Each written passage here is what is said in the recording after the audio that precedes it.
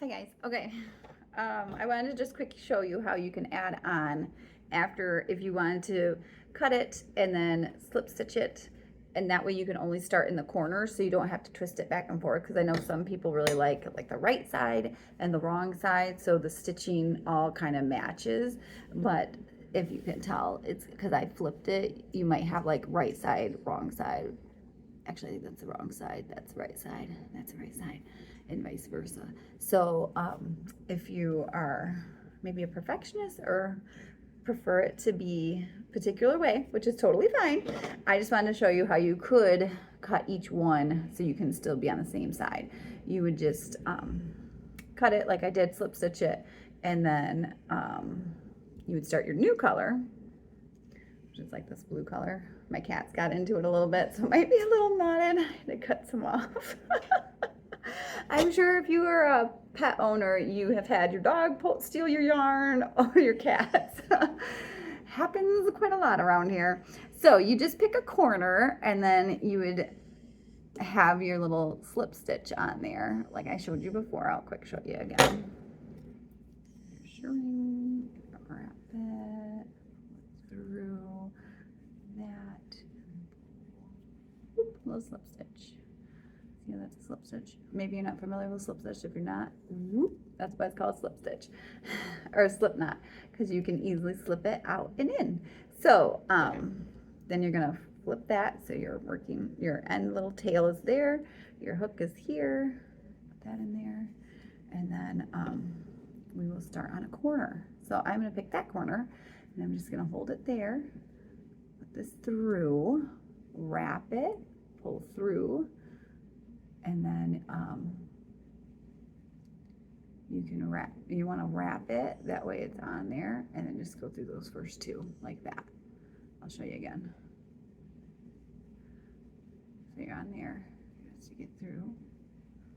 I'll wrap it. I got distracted by a bug by the window.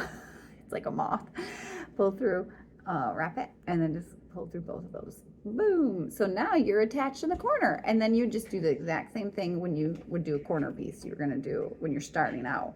1, 2, your chains, wrap, pull, push through, wrap again, pull through, have 3 on here, pull through first 2, wrap, pull through first 2.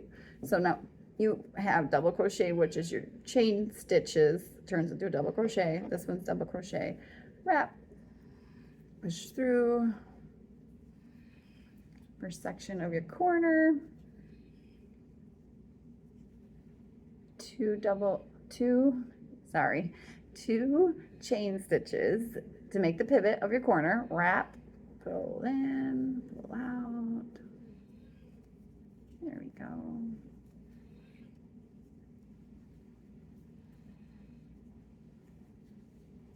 And now you got your 1, 2, 3, your 4th round going into your granny square. Wrap, go into the middle section, and now you have 2 middle sections here. All right. Yes, I believe that's correct. So you go in 3 here. Oops, try not to get tangled up with your other strings.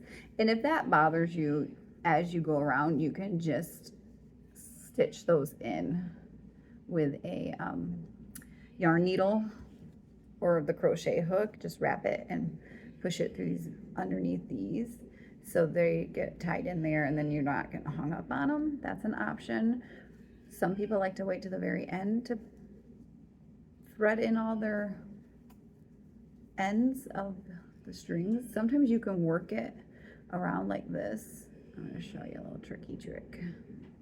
Sometimes you can hold them to the side, like these ones right here, or this one right here. That's push it over to the side like that, and then you can work over it, and then that kind of helps keep them intact too,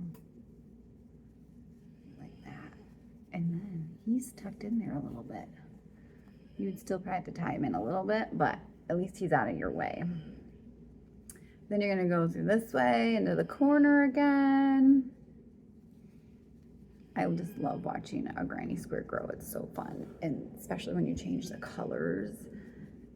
And there's so many combinations.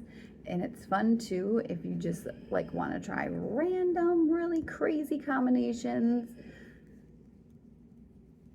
I've done it where each side is different, so it's not cohesive like all the way around.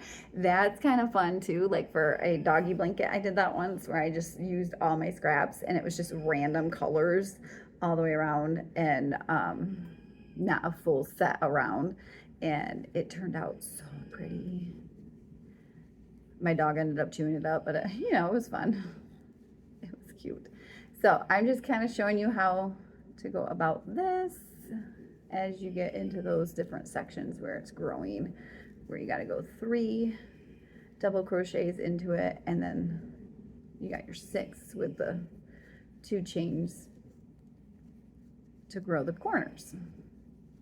But once you get the hang of it, the pattern is quite easy. Definitely tricky at first though for beginners. So if you feel like you're getting overwhelmed or struggling, just start from the beginning again and just keep trying. Oh look, there's a little naughty knot from my kitty cats. Just keep trying.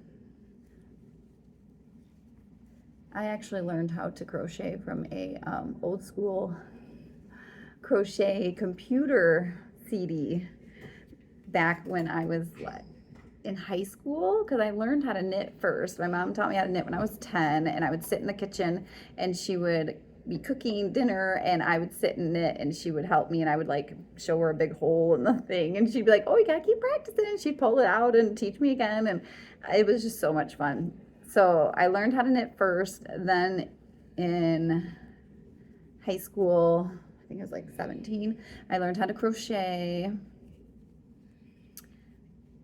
And then I started cross stitching a lot.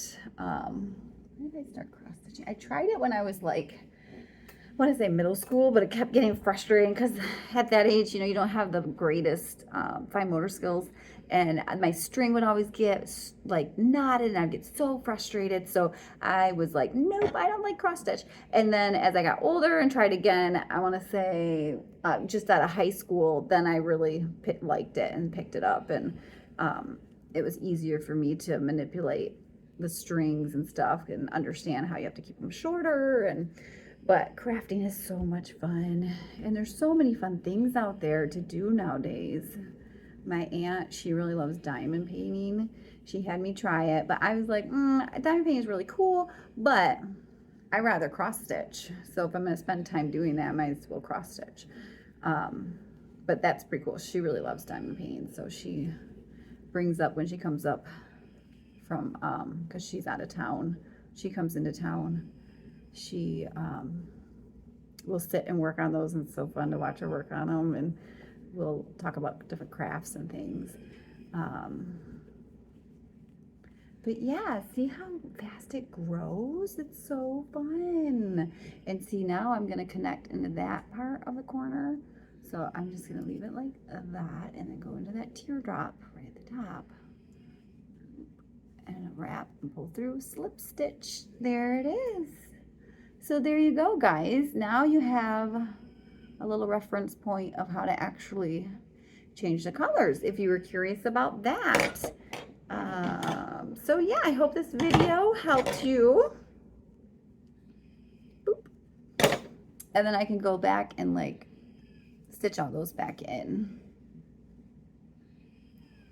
There you go. And it's so fun when you get these. A lot of people will spray these with water, or what is that called? It's not fabric softener, but something that you can use in your laundry to help it lay flat. And they'll like spray it, and then they'll get like a pin and pin it to a board so they can block it. But I never block it. I just don't. It's too much time. But you know, if you want to, that's great. If you want to, and it makes you happy, do it that way. But I just love the randomness and the just how pretty it is when you just stick it all together, and it's just, you know, it is what it is. That's part of crafting. It's just so fun. But anyways, yeah, there you go. All right.